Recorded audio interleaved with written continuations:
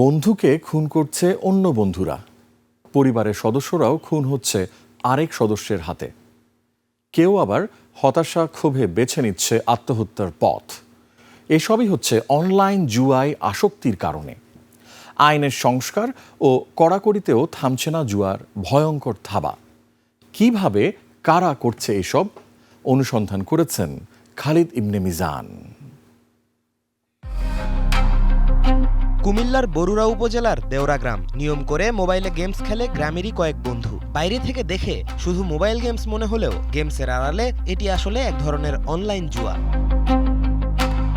গেমসের হারজিত লাভ লোকসান নিয়ে বন্ধুদের মধ্যে খুনসুটি থাকলেও তা মারাত্মক হয়ে ওঠে মে মাসের ১ তারিখে। এই সঙ্গের লগে মিশে তার লেখাপড়াটা বন্ধ হয়েছে বিশেষত। প্রত্যক্ষদর্শীদের মতে জুয়া মাদকের ব্যাপারে বন্ধুদের পরিবারকে জানিয়েছিল রাকিব। এ নিয়ে শুরু হয় কথা কাটাকাটি। এক পর্যায়ে ধারালো অস্ত্র দিয়ে আঘাত করা হয় তাকে। এর ৩ দিন পর তার মৃত্যু হয়। একজনে তর্ক করতে আছে, আরেকজনে দাও লইয়া রাখছে।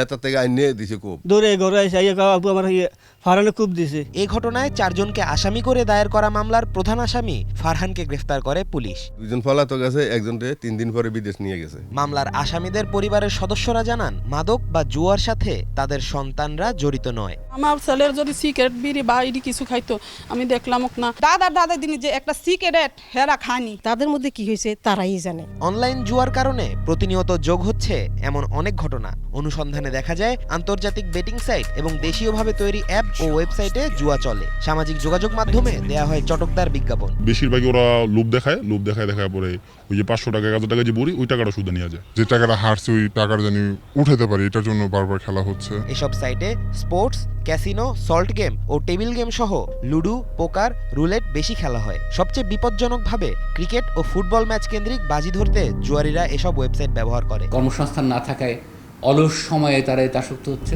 কন্টেন্ট ক্রিয়েটর, ইউটিউবার ও সোশ্যাল মিডিয়া ইনফ্লুয়েন্সারদের মাধ্যমেও প্রচারণা চালানো হতো, যা নতুন আইনে সরাসরি অপরাধ বলে গণ্য করা হয়েছে। সিআইডির cyber intelligence and risk management ইউনিটের তথ্যে ১ মে থেকে ১৬ জুন পর্যন্ত সাইবার নজরদারির মাধ্যমে অনলাইন জুয়ার সঙ্গে জড়িত ২৬৮টি ওয়েবসাইট শনাক্ত করা হয়। পাশাপাশি জুয়ার লেনদেনে ব্যবহার করা ৮৭৯টি মোবাইল ব্যাংকিং হিসাব এবং বিভিন্ন ব্যাংকের ৪৩টি হিসাবের বিরুদ্ধে ব্যবস্থা নেওয়া হয়েছে।